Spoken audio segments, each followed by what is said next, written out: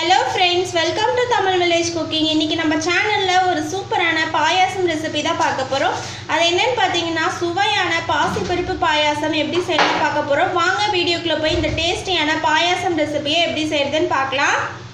டேஸ்டியான பாசி பருப்பு பாயாசம் செய்யறதுக்கு தேவையான பொருட்கள் 50 கிராம் பாசி பருப்பு எண்ணெய் விடாம நல்லா வறுத்து எடுத்து வச்சிருக்கேன். 50 கிராம் பாசிப்பருப்புக்கு நான் 100 கிராம் வெல்லம் தட்டி எடுத்து வச்சுருக்கேன். உங்களுக்கு இனிப்பு பார்த்திங்கன்னா கொஞ்சம் கம்மியாக வேணும்னா கம்மியாக சேர்த்துக்கோங்க, இன்னும் அதிகமாக வேணால் அதிகமாக சேர்த்துக்கோங்க. தேங்காய் சில் இந்த மாதிரி கொஞ்சம் சின்ன சின்ன சில்லாக கட் பண்ணி வச்சுருக்கேன். தேவையான அளவு சின்ன கப்பில் 1 கப் தேங்காய் பால், தேங்காய் அரைச்சி பால் எடுத்து வச்சுருக்கேன். ஏலக்காய் தூள் தேவையான அளவு, முந்திரி தேவையான அளவு, நெய் தேவையான அளவு. அவ்வளோதாங்க சுவையான பாசிப்பருப்பு பாயாசம் செய்கிறதுக்கு தேவையான பொருட்கள். இப்போ நான் வறுத்து எடுத்து வச்சுருந்த பாசிப்பருப்பை குக்கரில் போட்டு தேவையான அளவு தண்ணி சேர்த்து ஒரு 4 விசில் வர வரைக்கும் விட போகிறேன். அப்போனா நல்லா வெந்துடும் பாசிப்பருப்பு. பருப்பு 4 விசில் எடுத்து வச்சுருக்கேன். இப்போ இது ஸ்டீம் இல்லாமல் வெளியே போனோடனே நம்ம ஓப்பன் பண்ணி எடுத்துக்கலாம். இப்போ பருப்பு நல்லா ஸ்டீம் இதாகிறதுக்குள்ளே ஒரு பாத்திரம் வச்சு பாகு காய்ச்ச போகிறேன். நம்ம பாயாசம் செய்கிறதுக்கு இப்போ பார்த்திங்கன்னா தேவையான அளவு தண்ணி சேர்த்து அதில் இடித்து வச்சுருக்கக்கூடிய வெல்லம் சேர்த்து இந்த மாதிரி நல்லா கைவிடாமல் கிளறி விடுங்க. இந்த மாதிரி பாசிப்பருப்பு பாயாசத்துக்கு பாகு காய்ச்சி சேர்த்தோம் அப்படின்னா டேஸ்ட்டு சூப்பராக இருக்கும்.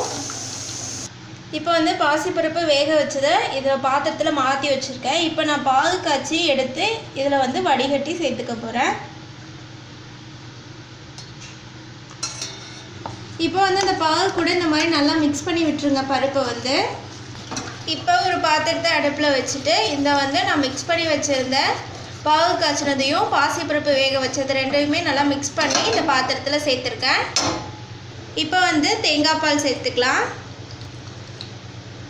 இது கூடயே ஏலக்காய் தூள் சேர்த்துக்கோங்க. சேர்த்துட்டு நல்லா மிக்ஸ் பண்ணி விடுங்க. இப்போ ஒரு பேன் அடுப்பில் வச்சு நெய் சேர்த்துருக்கேன். அதில் முந்திரி பருப்பு சேர்த்துக்கிறேன். அது கூடயே நான் தேங்காய் சேர்த்துக்கிறேன்.